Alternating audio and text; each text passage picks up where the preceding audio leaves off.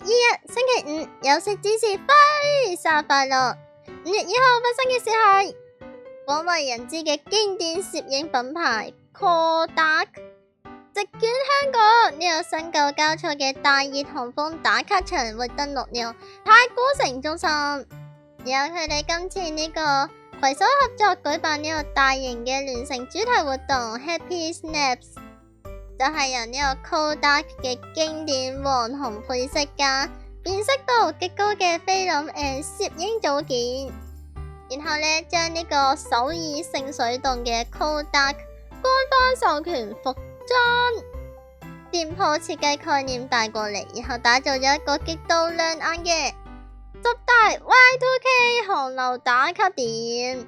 總之就係韓式嘅打卡點。唔知你有冇會喺嗰啲商場同埋商場裝飾嗰度打卡嘅習慣呢？你好似呢近呢幾年唯一一次打卡係因為嗰個商場有啲貓貓裝飾。除咗呢個之外，你都冇打卡。今日睇咗喺你生日嘅份上，就同你講一個比喺呢個笑話合集入面揀出嚟嘅冷機啦。如果癲狗有姓氏嘅話，佢會姓啲乜嘢呢？俾5秒時間你去思考啦。5、4、3、2、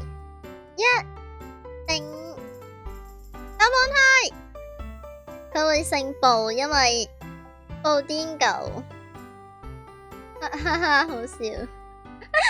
今年相對廢講嘅嘢係，其實都冇啲咩特別好講。雖然呢，你會定期蒲頭，即係唔知感覺上而家嘅頻率可能係一年蒲過5-6次咁樣，但係呢，你每次蒲完頭之後都唔點繼續講嘢，所以比真係冇啲咩特定印象，不過都